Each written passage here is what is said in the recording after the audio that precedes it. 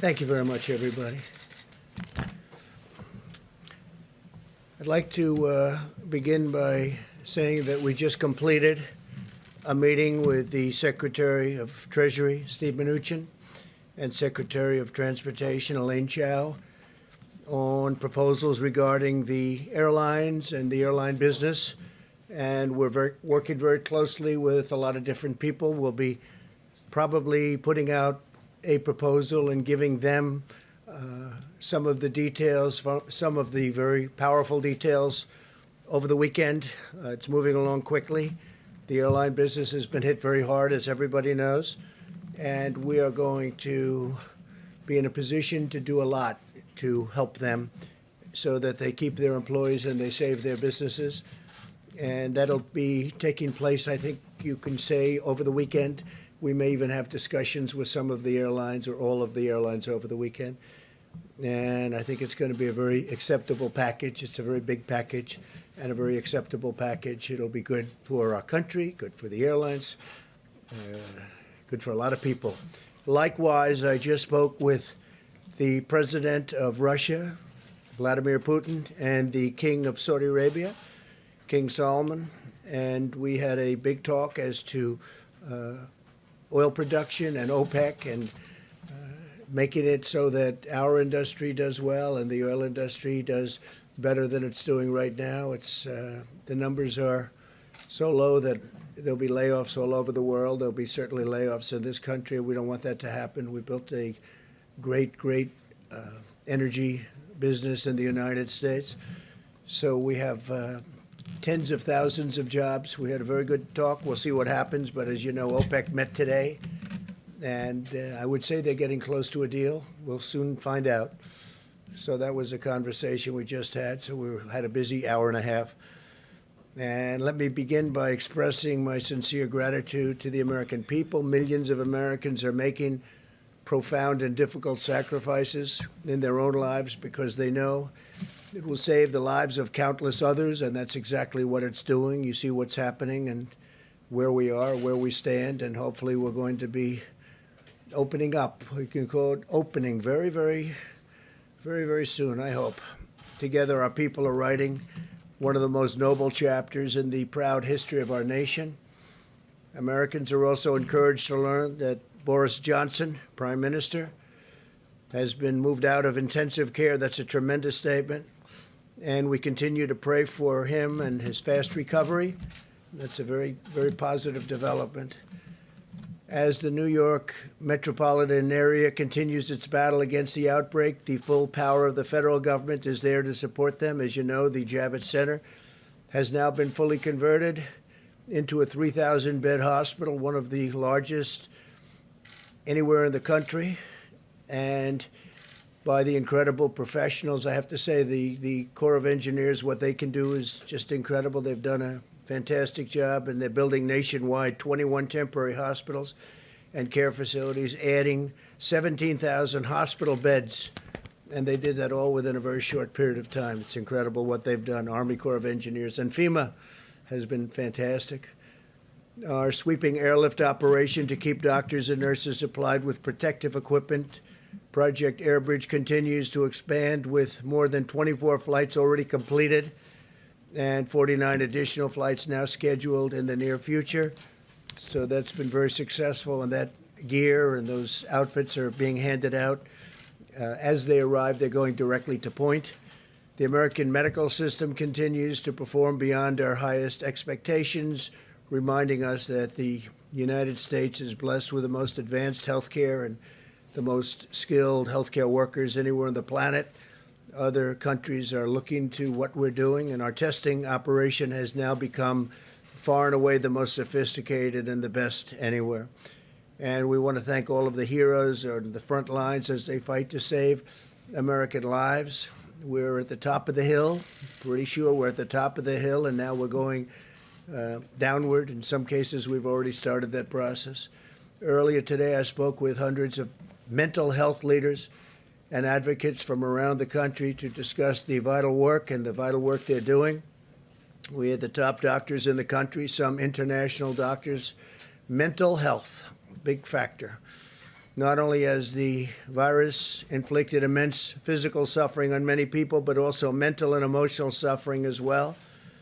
Even though we're staying physically apart, no American is alone, and we're all in this together. But the mental health doctors and experts, it's a very great call. It was a very interesting call.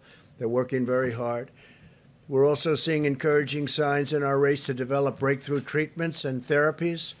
Pfizer revealed today that it has found a promising new treatment that might prevent the virus from replicating, and that it hopes to begin testing in clinical trials very soon. It's going to be very, very soon. They have great feelings for this particular therapy, and they think that a lot of good things are happening through the FDA's Coronavirus Treatment Acceleration Program. 19 therapies and treatments are now being tested, and 26 more are in the active planning or clinical trial. So we have 19 therapies being tested currently, and 26 more are in the active planning for clinical trials. That's a big statement. That's a lot.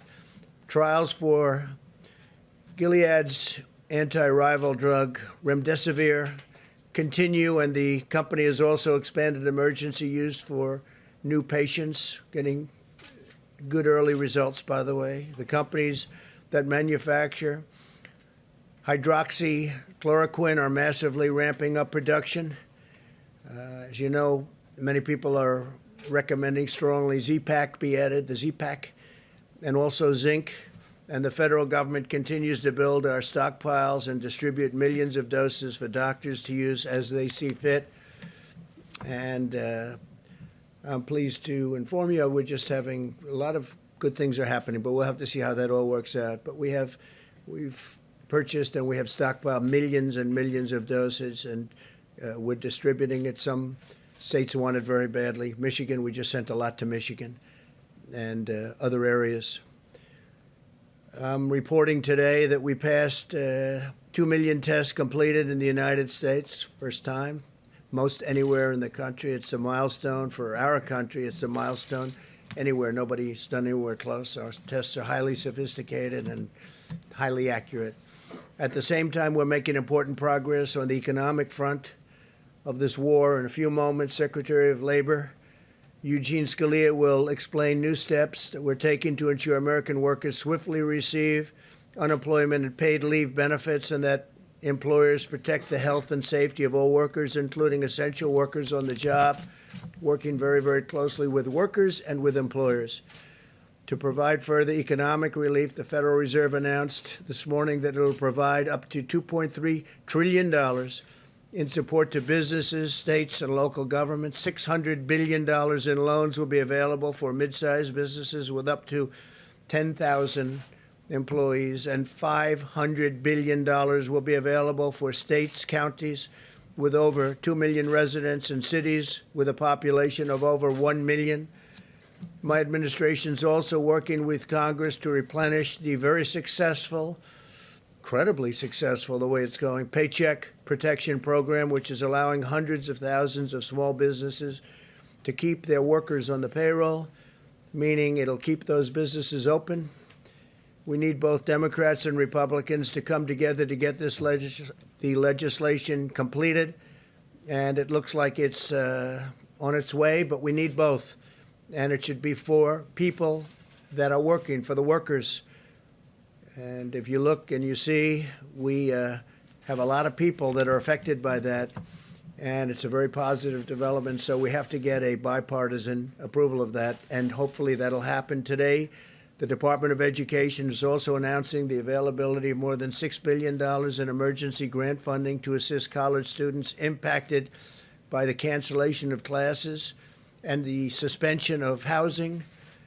A lot of people had a lot of things suspended. Housing is one of them. Previously, we waived student loan payments for 6 months. So student loan payments have been waived for 6 months. So we'll discuss it after that. May go further. Although this medical war has separated our citizens for a period of time, it's also united our entire nation. I think I can say, like almost never before, Americans are moving forward with common purpose and shared resolve, determined to vanquish the virus and lift our nation to even greater heights. We are supremely confident in the magnificent future that awaits the American people. And with that, before I invite our Vice President, our great Vice President, and Jean Scalia to speak, we'll take a few questions, and then I'm going back into negotiations on oil and on airlines. Yeah, please.